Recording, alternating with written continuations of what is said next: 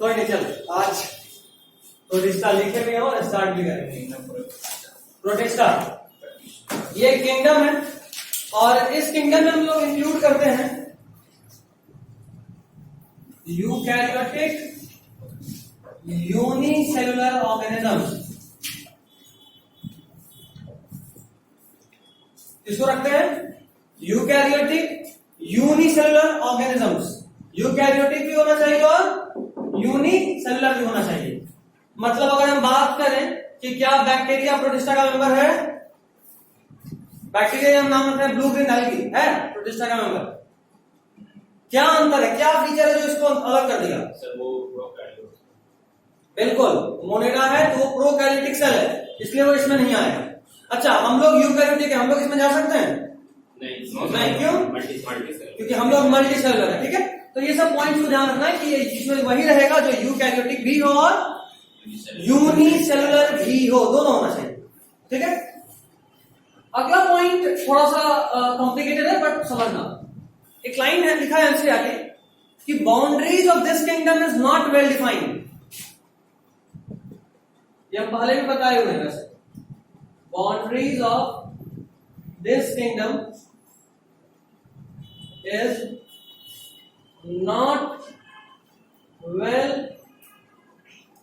Defined.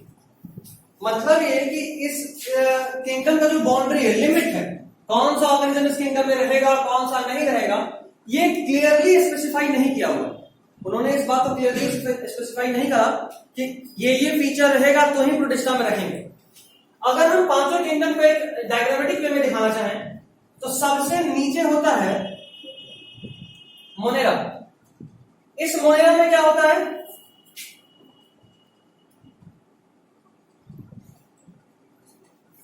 Prokaryotic organisms.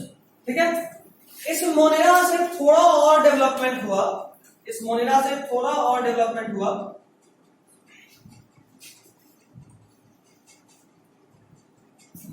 तो हम लोग पहुंचते हैं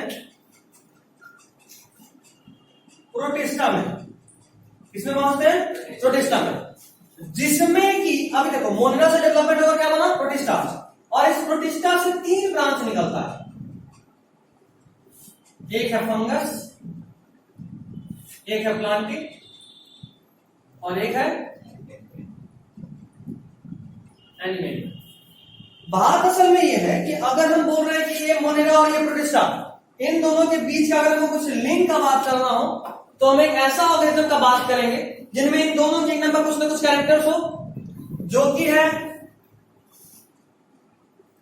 बीजीए। बीजीए में हायर प्लांट्स वाला फोटोसिंथेटिक पिगमेंट था, याद आ रहा है? नॉर्मली बैक्टीरिया या मोनेरा में जो भी फोटोसिंथेसिस होता था वो एनऑक्सीजनिक था, लेकिन बीजीए में कैसा था? ऑक्सीजनिक। मतलब इसमें कुछ इससे अधिक का कैरेक्टर है, लेकिन डेवलप होकर ये भी कहीं प्रोटिस्टा बन गया क्या? नहीं, इन दोनों के बीच का चीज, ना तो ये प्रोटिस्टा रहा ठीक से और ना ही ठीक से मोनेरा रहा। इसको बोलते हैं कनेक्टिंग लिंक। एक ऐसा ऑर्गेनिज्म जो दो ग्रुप का कैरेक्टर्स को अपने में इंक्लूड करके रखता हो, क्या बोलते हैं ऐसे को?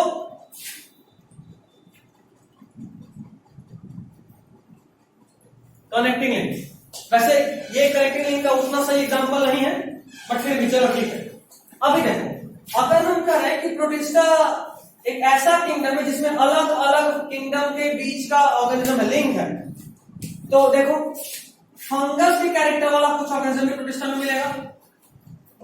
कुछ प्रोटिस्टन ऐसा होगा जो प्लांट की तरह का होगा और कुछ प्रोटिस्ट ऐसा होगा जो एनिमल की तरह का होगा। तो अभी जब हम लोग प्रोटिस्टा को डिटेल में पढ़ेंगे तो हम लोग देखेंगे प्रोटिस्टा का ग्रुपिंग इस बेस पे किया हुआ है, कुछ प्लांट के जैसे, कुछ एनिमल के जैसे और कुछ फंगस के जैसे। ठीक है, अभी पहले प्रोटिस्टा को डायग्राम को ड्रॉ करो। और इसीलिए देखो, इसी चीज की वजह से बोल रहे हैं कि इसका बाउंड्री फिक्स नहीं है, प्रोटिस्टा का कोई लिमिट नहीं। प्रोटिस्टा में कुछ फंगस की तरह भी है, कुछ प्लांट की तरह भी, कुछ एनिमल की तरह भी है और कुछ तो मोनेरा की तरह भी है। मतलब इसमें हर तरह का ऑर्गेनिज्म है। जैसे मान लो अगर हम किसी क्लास का सेक्शन डिवाइड कर रहे हैं, किसी क्लास का सेक्शन डिवाइड करने में अगर हम ऐसा क्राइटेरिया बनाते हैं कि हाँ, तो किसी क्लास को डिवाइड करने में हम ऐसा क्राइटेरिया बनाते हैं कि नहीं, इस क्लास में सिर्फ तेज बच्चा रहेगा, इस क्लास में सिर्फ जो डर है वो रहेगा, तो क्लास तो होमोजीनियस हो जाएगा, सारा बच्चा एक तरह का। लेकिन अगर हम अपना रूल फिक्स नहीं किया, हम बोले रैंडमली जो जैसा एडमिशन लेते चला गया तो एक क्लास में डालते चले गए, तो वैसा जो क्लास होगा उसमें तो डाइवर्सिटी बहुत होगा, हर तरह का होगा। मतलब कि क्लास डिवाइड करते हुए मैंने कोई स्ट्रिक्ट क्राइटेरिया नहीं रखा था, अगर रखते तो इस तरह का नहीं बनता।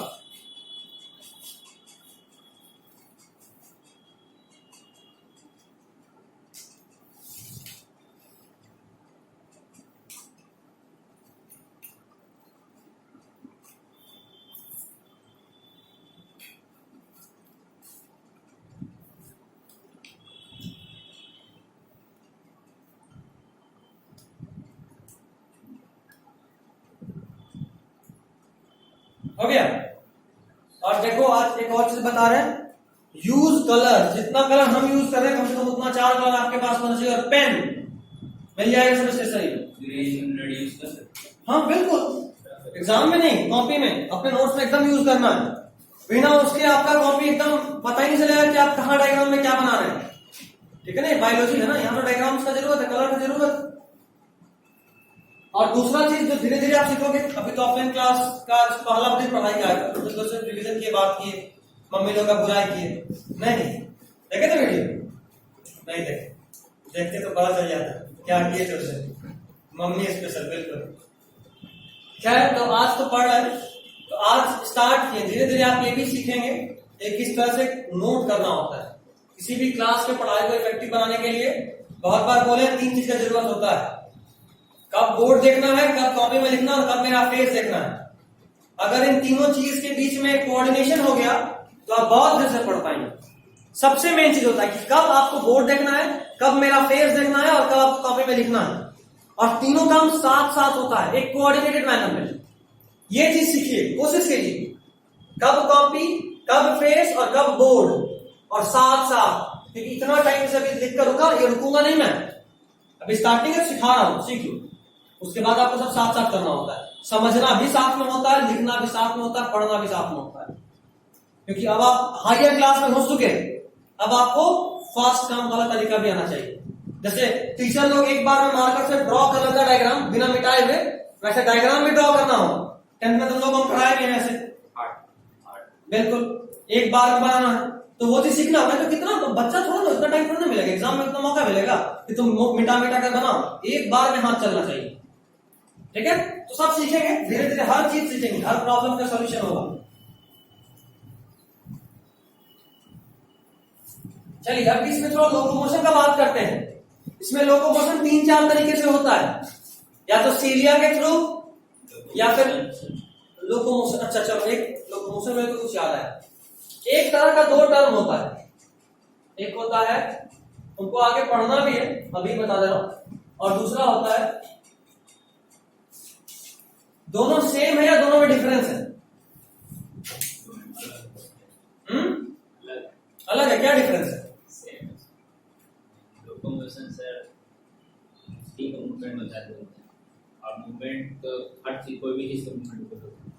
नहीं, देखो लोकोमोशन और मूवमेंट का सिंपल तरीका, लोकोमोशन में पोजीशन चेंज होता है। In locomotion position of an organism changes, जबकि movement is any type of movement. हम यहां खड़े हैं और यहां खड़े होने के बाद मेरा हाथ मूव कर रहा है, this is movement and not locomotion.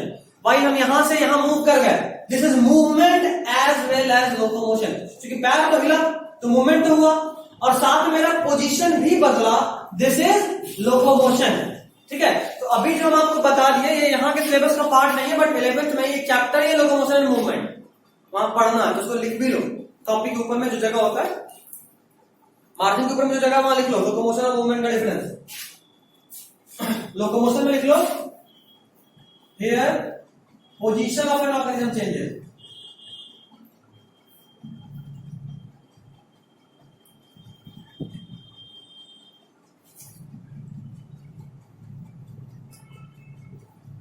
ठीक है, और मूवमेंट इज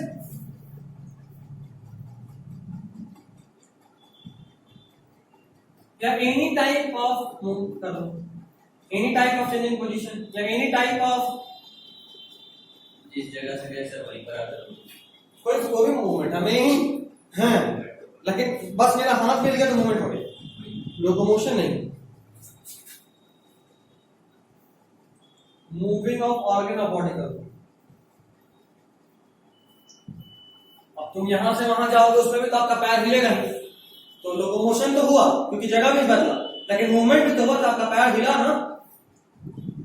बॉडी के किसी भी ऑर्गन में मूवमेंट हो जाए तो उसको बोलेंगे मूवमेंट, जबकि अगर बॉडी का position as a whole change होगा तब बोलेंगे लोकोमोशन। चलिए, तो प्रोटिस्टा में 4 तरीके से लोकोमोशन होता है। लोकोमोशन, अब ये प्रोटिस्टा के लिख रहा हूं, लोकोमोशन occurs by, एक होता है सीलिया। सीलिया समझते हो, सेल पढ़ चुके हो आप लोग, बॉडी के ऊपर छोटा छोटा सा आउट ग्रोथ। अच्छा, तो बुक देखा था? Yes. कैसा लगा? ठीक था या ठीक ठाक था? नहीं सर, ठीक है। बहुत अच्छा।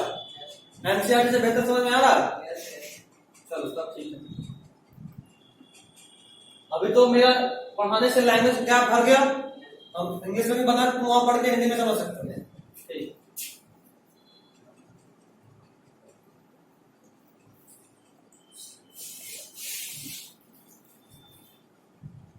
एग्जैक्टली ऐसे ही लिखिए, यही 4 तरह का मूवमेंट होता है।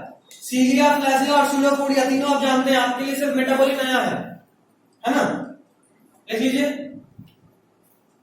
आपने में स्पॉट। चलो लिख लिए, तो अब जरा समझा दें, लिखिए एग्जाम्पल लिख के चलो। सीलिया का एग्जाम्पल पारामीशियम, पारामीशियम।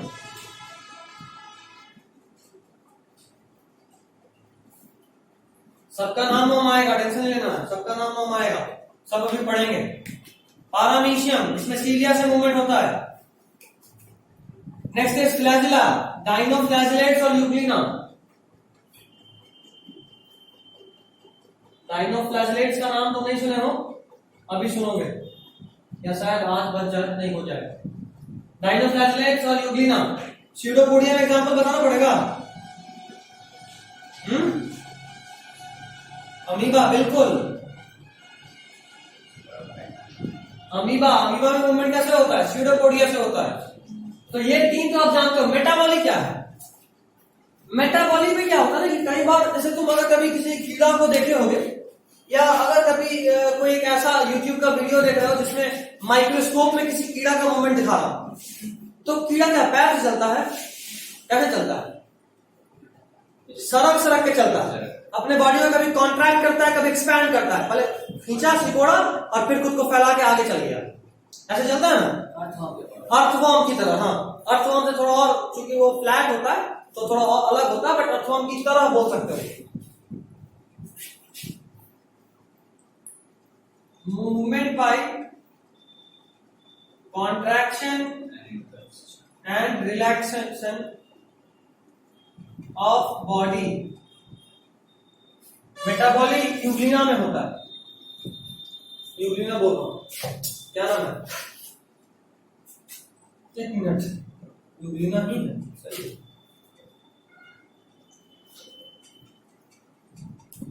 अच्छा अच्छा अच्छा, वही कैसे करवा रहे हैं।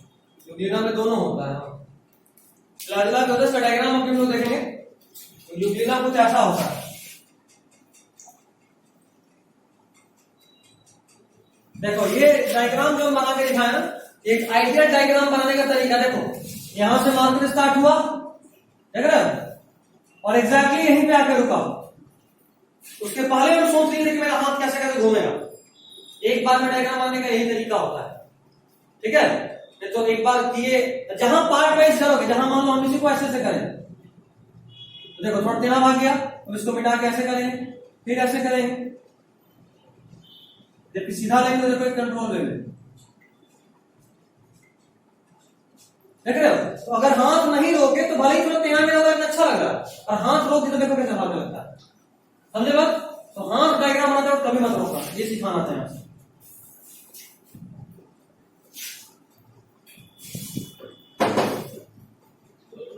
एक सेकंड सर।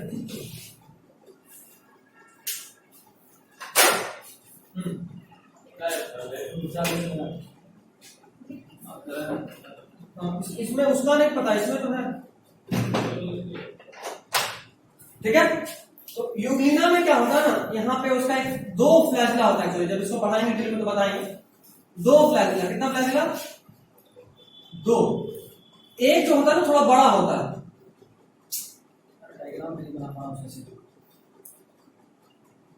ऐसा। 2 होता है, एक देखो लंबा है और एक छोटा है। 2 फ्लैजिला, दोनों अगर सेम होता तो बोलते होमोकॉन, और दोनों अलग अलग है तो बोलते हेट्रोकॉन। एक्स्ट्रा फेंके हैं, एम्स में पूछा था खाली एक बार। हेट्रोकॉन फ्लैजिला, क्योंकि 2 फ्लैजिला अलग अलग तरीके। उसके अलावा इसके फ्लैजिला पे एक साइड में केवल बाल होता है, यह भी एम्स में पूछा था। एक साइड में होता, दूसरे साइड में नहीं होता। और इस तरह के फ्लैजिला को बोलते हैं स्टिचोनिमास्टिक फ्लैजिला।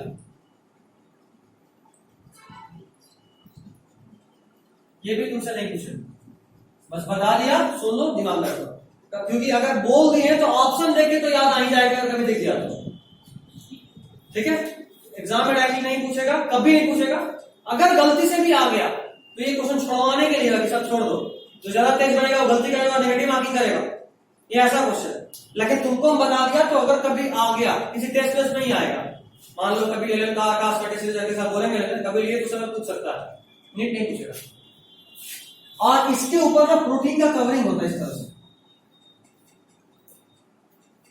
इसका कवरिंग होता है प्रोटीन का, और इसी प्रोटीन के कवरिंग की वजह से ना उछल नहीं पाता, ये फिसलता है इस प्रोटीन के कवरिंग।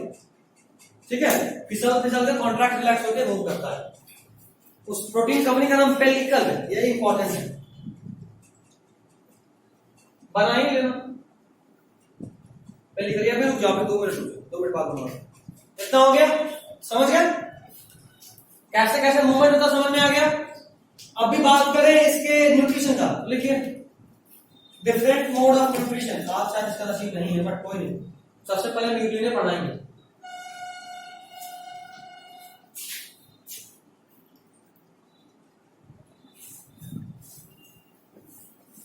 लोकोमोशन सब लिखे हो ना? Yes sir.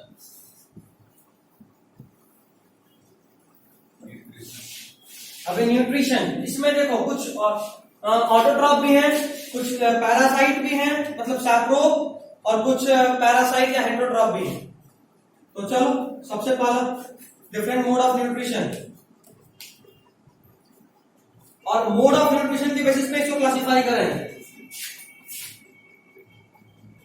Protista are classified on the basis of different mode of nutrition.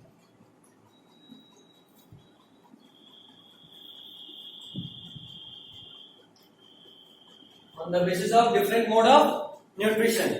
पहला मोड है उसको बोलेंगे होलोफाइटिक, ये नाम याद रखना, ये नाम फोटोसिंथेटिक का ही दूसरा नाम है। ठीक है, ये ध्यान रखना, holophytic is the name for photosynthetic. लिख रहा था लिखते चलो फोटोसिंथेटिक। उसके बाद दूसरा आएगा सैप्रोबिक। सैप्रोबिक किसको बोले? जो सना गला खाए। और तीसरा आता है होलोजोइक। होलोजोइक मतलब किसके जैसा? हमारे जैसा।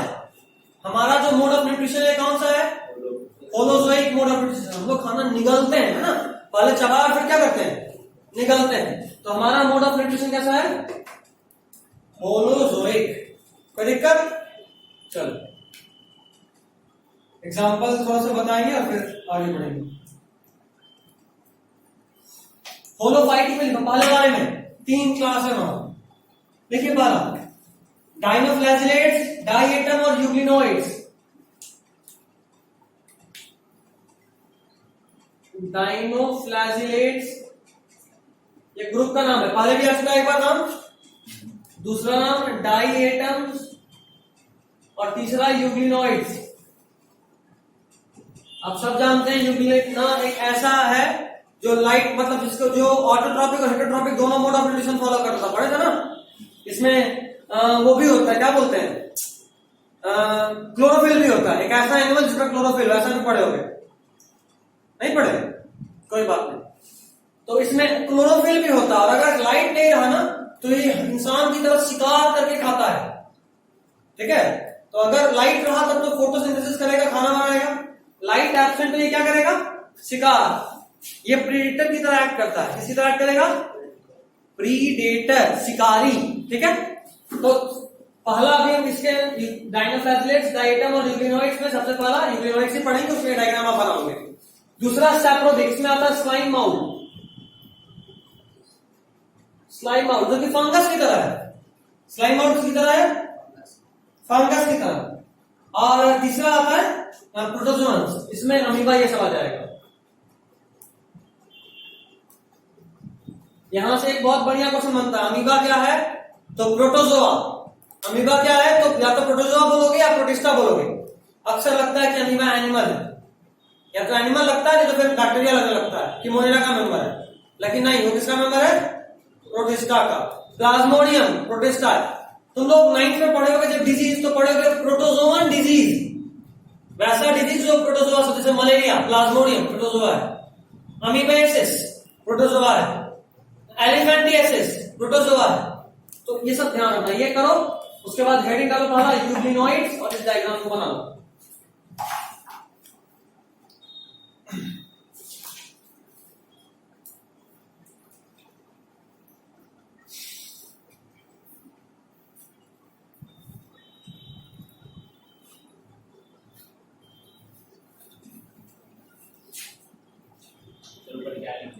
कहां पे?